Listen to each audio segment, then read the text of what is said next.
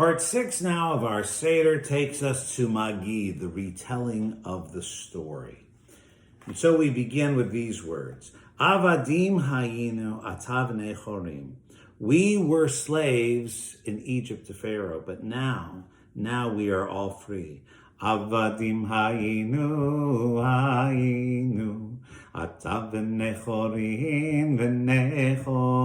That's one of the themes of this entire evening. Once we, said in the first person plural, once we were slaves in Egypt and God rescued us, God brought us out of Egypt and made us to be free.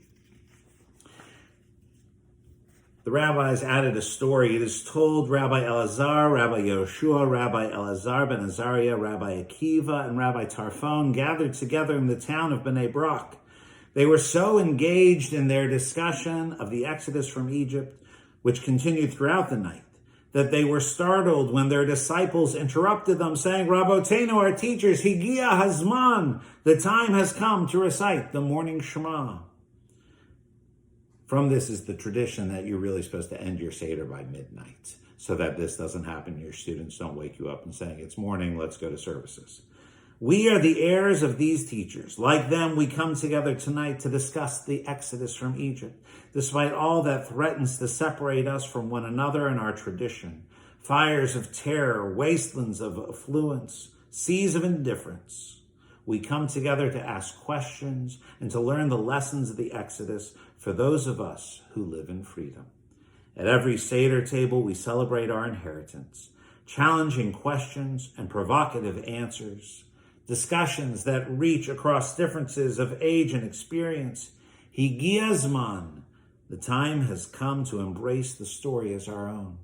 Higia Zman, the time has come to honor each generation reading this story anew. Higia Zman, the time has come to join hands with all who dream of freedom. Higia Zman, the time has come. And so now we are ready to retell the story. We remember that we came down to Egypt. Joseph was second unto Pharaoh. There was famine in the land of Israel. Joseph brought his family there to the land of Egypt. We settled there and all was good. But a new Pharaoh arose over Egypt who did not know Joseph, who saw this foreign people living among his own and said, we got to do something about this foreign problem. What if they were to rise up with our enemies against us? And so they set taskmasters over the Israelites and made them slaves. And they embittered their lives with harsh labor. That's how we became slaves there in Egypt. And we were slaves for over 400 years.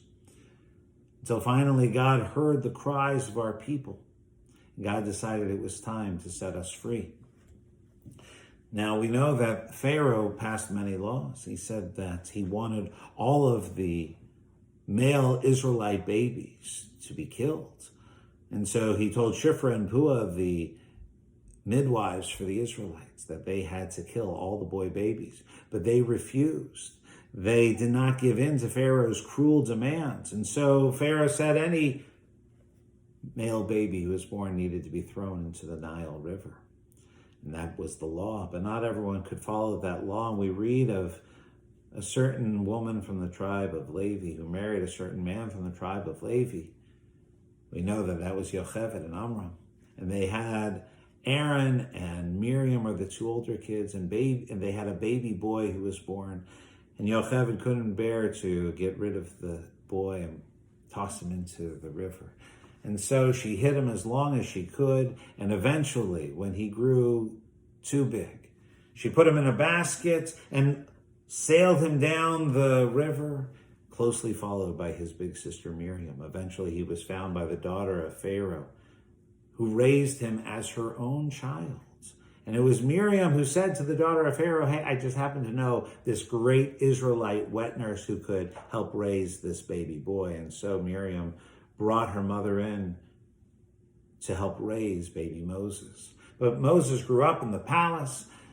What did he know of his Israelite origins? We just don't know. The text doesn't tell us. Eventually, we learn a lot about Moses. We learn that he had a sense of right and wrong. We know the story of how Once he saw an Egyptian taskmaster ruthlessly beating on an elderly Israelite slave. Moses told him he had to stop, that this wasn't the right way to be, and inadvertently and accidentally, he killed the Egyptian taskmaster. Eventually, Moses decides he has to get out of town before his face is on every post office wall. And so he leaves and he escapes to Midian. And there he becomes a shepherd who always stood up for those who needed protection. Again, we see Moses with a sense of right and wrong. And it was one day while he was tending the flocks that God spoke to Moses for the first time through that burning bush. God said to Moses, I have a job for you to do. You who are a shepherd, I want you to be my shepherd, and I want you to guide my flock out of Egypt. It's time for them to be free. Moses said, God, thank you. I'm honored by the job offer, but I've never really been a man of words. I'm not sure you got the right guy. And God said, I know I have the right guy. And so God sent Moses back to Egypt. Accompanied with his brother Aaron, they go before Pharaoh and they recite those 4 famous words. They say, let my people go. How would Pharaoh answer? A great question. Let My People Go, or sometimes known as Go Down Moses, is one of those songs which I just love, has an appearance not only in our Passover Seders, but if you were to look in an African American hymnal, you will find there, Let My People Go. And it speaks of the same theme of deliverance from slavery, and which has a common history with our African American brothers and sisters. So here we go, Let My People Go. When Israel was in Egypt's land, let my people go. Oppressed so hard they could not stand, let my people go. Go down, Moses, way down in Egypt's land. Tell old Pharaoh, let my people go. We need not always weep and mourn, let my people go. And wear these slavery chains forlorn, let my people go.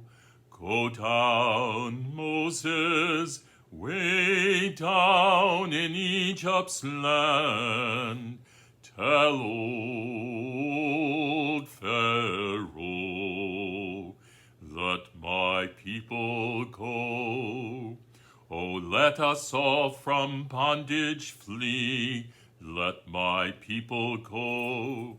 And soon may all this world be free. Let my people go. Go down, Moses, way down in Egypt's land. Tell